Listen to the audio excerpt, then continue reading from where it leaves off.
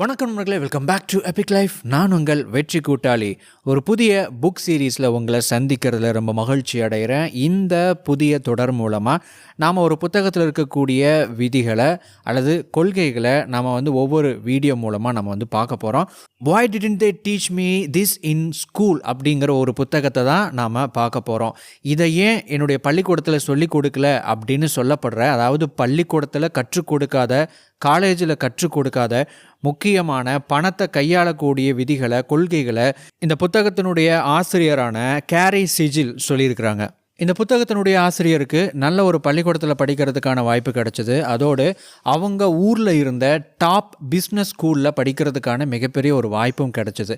ஆனாலும் இந்த புத்தகத்தில் இவங்க சொல்லியிருக்கிற இந்த கொள்கைகள், இந்த பிரின்சிபிள்ஸ் அந்த காலேஜ்லேயோ ஸ்கூல்லையோ சொல்லிக் கொடுக்கப்பட்ட ஒரு விஷயமே கிடையாது. அதனால தான் இந்த புத்தகத்துக்கு இதெல்லாம் ஏன் எங்கள் ஸ்கூலில் சொல்லிக் கொடுக்கறது இல்லை அப்படின்னு டைட்டில் வச்சுருக்கிறாங்க. இந்த புத்தகத்தில் மொத்தமாக ஒரு 99 பிரின்சிபிள்ஸ் இருக்குது. நம்ம முக்கியமான பிரின்சிபிள்ஸையும் அதோட முக்கியமான டேக்அவே சம்மரிஸை மட்டும்தான் நம்ம பார்க்க போகிறோம். சரி வாங்க, ஒவ்வொரு கருத்துக்களாக நம்ம ஒவ்வொரு வீடியோ பதிவில் நம்ம பார்க்க இருக்கிறோம். இது முதலாவது பகுதி. லெசன் 1, மேரி த ஃபைனான்ஷியலி ரைட் பர்சன். நீங்கள் திருமணம் பண்ணிக்கக்கூடிய அந்த நபர் பொருளாதாரம், பணம் சம்மந்தப்பட்ட விஷயத்தில் சரியான ஒரு நபராக இருக்கணும் அப்படின்னு சொல்கிறாங்க. இதுதான் முதல் பாடம். அப்படின்னா பணக்காரங்களாக பார்த்து கல்யாணம் பண்ணிக்கணும் அப்படிங்கிறதோ, அல்லது இந்த ஃபைனான்ஸ் சம்மந்தப்பட்ட எல்லா விஷயங்களையும் கரைச்சி குடித்த ஜீனியஸை கல்யாணம் பண்ணிக்கணும் அப்படின்னு அர்த்தம் கிடையாது. இந்த ஹேபிட்னு ஒன்று இருக்குது இல்லைங்களா, அதாவது இந்த பணம் சம்மந்தமாக ஸ்பெண்டிங் ஹேபிட் அப்படின்னு ஒன்று இருக்குது. எப்படி ஒருத்தங்க பணத்தை செலவு பண்ணுறாங்க அப்படின்னு ஒரு பழக்கம் இருக்குது இல்லைங்களா, இதையெல்லாம் நீங்கள் கவனிக்கணும் அப்படிங்கிறாங்க. பணத்தை பற்றின அவங்களுடைய கருத்து என்ன, பணத்தை பற்றி அவங்க என்ன நினைக்கிறாங்க, பணத்தை எவ்வளோ முக்கியமாக அவங்க நினைக்கிறாங்க, பணத்தை எவ்வளோ சேமிச்சிருக்கிறாங்க, அவங்க செலவு பண்ணக்கூடிய அவங்களுடைய பழக்க வழக்கம் எப்படி இருக்குது அப்படிங்கிற விஷயங்களையெல்லாம் நீங்கள் கவனிக்கணும் அப்படின்னு சொல்கிறாங்க. ஒரு திருமண வாழ்க்கைக்கு ரொம்ப முக்கியமான நிறைய விஷயங்களில் பணமும் ஒன்று அப்படிங்கிறத யாருமே மறுக்க முடியாது. நம்ம டயலாக் பேசலாம், பணம்ங்கிறதெல்லாம் முக்கியம் இல்லை அப்படின்னு சொல்லிட்டு, பட் ரியல் லைஃப் அப்படின்னு வரும்போது பணம் அப்படிங்கிறது முக்கியம் அப்படின்னும், நிறைய விஷயங்களுக்கு செலவு பண்ணுறதுக்கோ, நிறைய விஷயங்களை சமாளிக்கிறதுக்கோ, சரி செய்கிறதுக்கோ, வாழ்க்கையை நடத்துறதுக்கோ பணம் இன்றியமையாத ஒரு விஷயம் இல்லைங்களா. ஸோ அதனால் பணம் சம்மந்தப்பட்ட உங்களுடைய தத்துவத்தை, அதாவது நீங்கள் உங்களுடைய ஃபைனான்ஷியல் கோல் என்ன, நீங்கள் என்ன மாதிரியான ஒரு பொருளாதார இலக்கை அடையணும் அப்படின்னு நினைக்கிறீங்க, அதுக்கு எது மாதிரியான வாழ்க்கை முறை உங்களுக்கு தேவைப்படும் அப்படிங்கிற விஷயங்களை எல்லாம் நீங்கள் உங்களுடைய பார்ட்னர் கூட டிஸ்கஸ் பண்ணணும் அப்படின்னு சொல்கிறாங்க. Lesson 2, having and raising children cost lots of money. இந்த 2வது பாடத்தில் ஆசிரியர் என்ன சொல்கிறாங்க அப்படின்னா, எனக்கு 5 பசங்க இருக்கிறாங்க, 5 குழந்தைகள் இருக்கிறாங்க. இந்த 5 குழந்தைகளை வளர்த்துறதுக்கு எனக்கு நிறைய பணம் செலவாச்சு அப்படிங்கிற ஒரு கருத்தை முன்வைக்கிறாங்க. அதோடு நீங்கள் ஒரு விஷயத்தை நல்லா ஞாபகம் வச்சுக்கணும். அது என்னென்னா, குழந்தைகள் அப்படின்னு வரும்போது செலவுகள் அதிகரிக்கும் அப்படிங்கிற இன்னொரு மறுபக்கம் இருக்குது. அப்படிங்கிறதுனால நீங்கள் பொறுப்போட நடந்துக்கணும் அப்படிங்கிற ஒரு கருத்தை சொல்கிறாங்க. ஸோ ஓகே, இந்த மாதிரி ஒரு கருத்தை நம்ம கேட்கும்போது, அதுவும் நாம் அதாவது இந்தியாவில் தமிழ்நாட்டில் இருந்துக்கிட்டு இந்த மாதிரியான ஒரு கருத்தை கேட்கும்போது கொஞ்சம் வித்தியாசமான ஒரு விஷயந்தான் இருக்கும். ஏன்னா நமக்கு குழந்தைகள் அப்படிங்கிற ஒரு விஷயம் வேறு மாதிரியான ஒரு பார்வை இருக்கும்.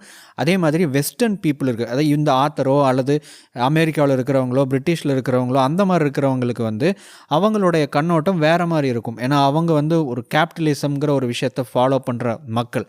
ஸோ அந்த அடிப்படையில் பார்க்கும்போது அவங்க பல விஷயங்களை பொருளாதாரம் சம்மந்தப்பட்ட ஒரு விஷயத்தோடு பொருத்தி பார்ப்பாங்க. ஸோ பணம் ஒரு விஷயம் இருக்குது, அதை சார்ந்து அவங்களுடைய மகிழ்ச்சி, அதை சார்ந்து அவங்களுடைய வாழ்க்கையினுடைய ஓட்டம் அப்படின்னு இருக்கிறதுனால இந்த திருமணம் அப்படிங்கிறதையும் குழந்தைகள் அப்படிங்கிற ஒரு விஷயத்தையும் அதோடு பொருத்தி பார்க்குற ஒரு மனப்பான்மை அவங்களுக்கு இருக்குது. அப்படிங்கிறதுனால ஸோ இந்த கருத்தை நீங்கள் கன்சிடர் பண்ணணுமா, இந்த பாடத்தை வேணாமா அப்படிங்கிறது உங்களுடைய தனிப்பட்ட விருப்பம். ஸோ ஒரு புக்கில் ஒரு கருத்தை ஒருத்தங்க சொல்கிறாங்க அப்படிங்கிறதுக்காக பிளைண்டாக அதை அப்படியே எடுத்துக்க முடியாது. கொஞ்சம் ஆய்வு செய்யணும். சில நேரத்தில் அதை எடுத்துக்க வேண்டி வரலாம், சில நேரத்தில் அதை தவிர்க்க வேண்டி வரலாம். ஸோ நீங்கள் எந்த கருத்தை கேட்டாலும் இது எனக்கு தேவையா இல்லையா அப்படிங்கிற ஒரு கண்ணோட்டத்தோடு பார்க்கணும். தேவை அப்படின்னா நீங்கள் அதை எடுத்துக்கணும். பட் என்னதான் இருந்தாலும் இந்த 2வது பாடத்தில் ஆசிரியர் சொன்ன அந்த கருத்து உண்மைதான்.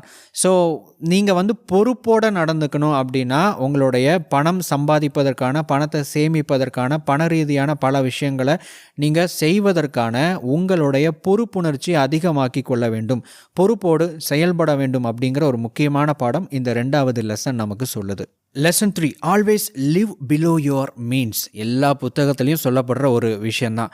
அதாவது உங்களுடைய வருமானத்துக்கு குறைவான ஒரு வாழ்க்கை முறையை நீங்கள் வாழணும் அப்படின்னு சொல்கிறாங்க. நீங்கள் பொருளாதாரத்தை கட்டுப்படுத்தணும் அப்படின்னாலும் சரி, நீங்கள் பொருளாதார ரீதியாக முன்னுக்கு வரணும், மேலே வரணும் அப்படின்னு நினச்சாலும் சரி, உங்களுடைய பொருளாதார இலக்குகள் அடையணும் அப்படின்னு நினச்சாலும் சரி, இந்த ஒரு பிரின்சிபலை நீங்கள் கட்டாயமாக ஃபாலோ பண்ணணும். ஸோ அப்படின்னா நீங்கள் கஞ்சத்தனமாக வாழணும், செலவே பண்ணவே கூடாது அப்படிங்கிற ஒரு அர்த்தம் இல்லை அந்த இடத்துல. நீங்கள் எந்த ஒரு விஷயத்தை வாங்குறதுக்கு முன்னாடியும், அது ஒரு காரோ பைக்கோ அல்லது நீங்கள் வச்சுருக்கிற ஏதாவது ஒரு விஷயத்தை அப்கிரேட் பண்ணுற மாதிரி வரலாம். நீங்கள் எதை பண்ணுறதுக்கு முன்னாடியும் அது உங்களுக்கு அஃபோர்டபுளாக இருக்கா அப்படின்னு பார்க்கணும். அது உங்களுக்கு வருமானம்னு ஒன்று இருக்குது, வருமானம் தாண்டி உங்களுடைய அத்தியாவசிய செலவுகள் அப்படின்னு இன்னொரு பக்கம் இருக்குது. இது போக இதிலேருந்து மிச்சமாகக்கூடிய ஒரு வருமானத்தை நீங்கள் எப்படி அதை கையாளுறீங்க அப்படிங்கிறதுலாம் உங்களுடைய பொருளாதார வளர்ச்சி அப்படிங்கிறது இருக்க போகுது. இதுக்கு நடுவில் நீங்கள் ஒரு பொருளை வாங்கும்போது அது இந்த மிச்சமாகிற பணத்தை விட அதிகமாக உங்களுக்கு செலவு வைக்கிற மாதிரியான விஷயங்களாக இருந்துச்சு அப்படின்னா கண்டிப்பாக உங்கள் கையில் பணம்ங்கிறது தங்காது, மிச்சம் இருக்காது. ஸோ பொருளாதார ரீதியாக நீங்கள் முன்னுக்கு போவதை, அதாவது மேலேறி போவதை விட அது உங்களை ஒரு கீழே இழுத்து பிடிச்சிக்கிட்டே இருக்கும், உங்களை மேலே நகர விடாமல். பொருளாதார ரீதியாக, அதாவது உங்களுடைய பொருளாதாரத்துக்கு தகுந்த மாதிரி நீங்கள் அதுக்கு கீழே வாழணும் அப்படிங்கிறதுக்கான உண்மையான அர்த்தம் என்ன அப்படின்னா, எதுக்கு நீங்கள் செலவு பண்ணணும் அப்படின்னு சொல்லிட்டு ப்ரியாரிட்டைஸ் பண்ணணும்.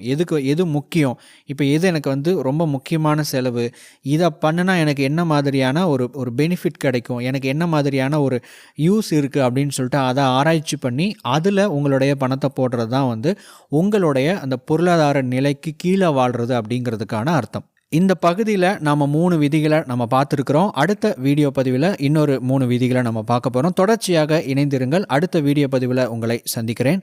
தேங்க்ஸ் ஃபார் வாட்சிங்.